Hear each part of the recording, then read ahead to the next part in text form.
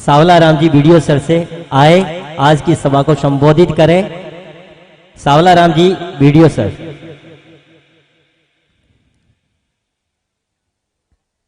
क्योंकि मुसीबत में इंसान बना करते हैं और आप जैसे फूल कांटों में खिला करते हैं। मुकद्दर और किस्मत को कोसने वालों, ऐसे ऐसे हीरे चौधरी समाज में रहा करते हैं, जो वीडियो की पोस्ट पर आसीन है और संतों का आशीर्वाद लेते हुए आपके सामने मुखारबिंद से सभा को संबोधित करेंगे। सावला राम जी वीडियो सर। सर्वप्रथम मां सरस्वती के श्री चरणों में वंदन। पिपलेश्वर महादेव, जागन्नाथ जी महादेव के श्री चरणों में वंदन। यहां विराजमान समस्त संत महात्माओं के श्री चरणों में वंदन।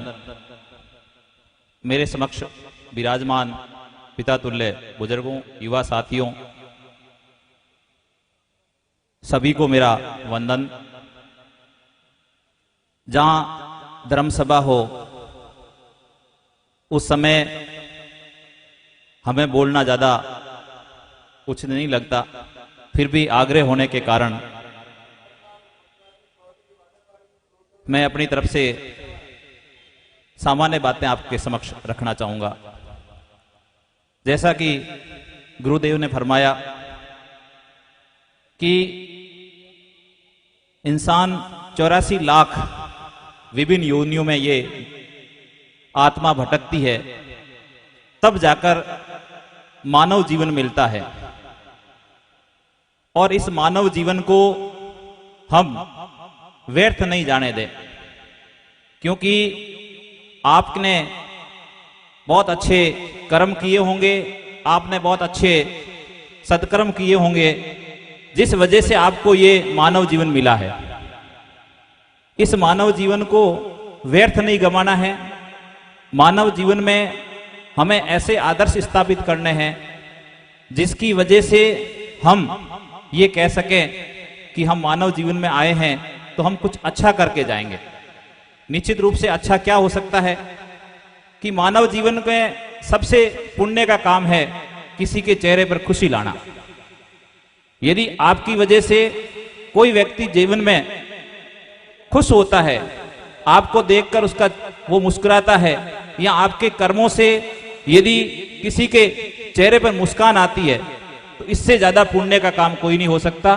तो ये कार्य हमें जरूर करना चाहिए कि हम ऐसे काम करें जिसकी वजह से हमारे पास जो व्यक्ति रहता है, जो हमारे संपर्क में व्यक्ति रहता है, उस व्यक्ति के चेहरे पर खुशी हो, उसके चेहरे पर मुस्कान हो, तो हमारा इस जीवन में आना व्यर्थ है। यदि सक्सेस है, नहीं तो व्यर्थ है। तो अपना ये ध्यान रखना है कि अपनी वजह से। दूसरा, हम जिस पर्यावरण में रहते हैं, जिस वातावरण में रहते हैं, उस वातावरण में हम क्या योगदान दे सकते हैं, हम इस पर्यावरण को कैसे योगदान दे सकते हैं, इस वातावरण में हम क्या कर सकते हैं जिससे हमने जो प्राप्त किया है, हम जो कुछ भी प्राप्त करते हैं इस प्रकृति से प्राप्त करते हैं। इस प्रकृति से प्राप्त करते हैं, इस प्रकृति को हम क्या दे रहे हैं, वो महत्वपूर्ण है कि हम प्रकृति को क्या दे सकते हैं। प्रकृति से सब कुछ अपन प्राप्त करते हैं, प्रकृति को क्या दे सकते हैं? प्रकृति को हम ये दे सकते हैं कि हम जहां भी रहते हैं, जिस वातावरण में रहते हैं, आसपास का वातावरण शुद्ध हो। शुद्ध वातावरण करने के लिए सबसे महत्वपूर्ण जो काम हो सकता है हमसे, वो है पेड़ पौधे लगाना। हम एक संकल्प रखें जीवन में कि हम 1 वर्ष में 1 पौधा जरूर लगाएंगे। यदि हम 1 वर्ष में 1 पौधा लगाकर उसको यदि जीवित रखते हैं, तो ये हमारा प्रकृति के प्रति बहुत बड़ा योगदान होगा। हम सबके लिए बहुत ही महत्वपूर्ण योगदान होगा कि हम किस प्रकार इस प्रकृति को बजाय रखने में, हमें प्राणवायु मिलती है, हमें जो भी इस धरती से मिल रहा है, उसको हम कैसे वापस लौटाए। इस रूप में हमें प्रकृति के प्रति प्रेम रखना बहुत जरूरी है, क्योंकि हम इस प्रकृति से प्राप्त करते हैं तो हमें निश्चित रूप से इस प्रकृति को कुछ न कुछ देना चाहिए। तीसरा महत्वपूर्ण है कि वर्तमान समय में शिक्षा का समय है। आज के समय में बिना शिक्षा के व्यक्ति का जीवन व्यर्थ है। तो हम ये कर सकते हैं कि जहां कहीं भी रहें, आस पड़ोस में शिक्षा के लिए वातावरण बनाएं। सामान्यतः क्या होता है कि अपने आसपास में शिक्षा का इतना वातावरण नहीं है, हालांकि धीरे धीरे वातावरण बन रहा है। तो हम किस तरह से आसपास में शिक्षा के बढ़िया वातावरण बनाएं, जो बच्चे वास्तव में पढ़ने योग्य हैं, जिन बच्चों को शिक्षा नहीं मिल पाती किसी कारणवश, तो हम प्रयास करें कि उन बच्चों को ढंग से शिक्षित करें। उनके लिए अपन क्या कर सकते हैं, ये सबसे महत्वपूर्ण दायित्व है। यदि हम ये कर लेते हैं तो निश्चित रूप से हमारा बहुत बड़ा इस समाज में, इस दुनिया में, इस जीवन का सबसे महत्वपूर्ण काम होगा। तो हम प्रयास करें, खास तौर से वर्तमान समय में सबसे ज्यादा जो जिसकी आवश्यकता है वो है महिला शिक्षा की।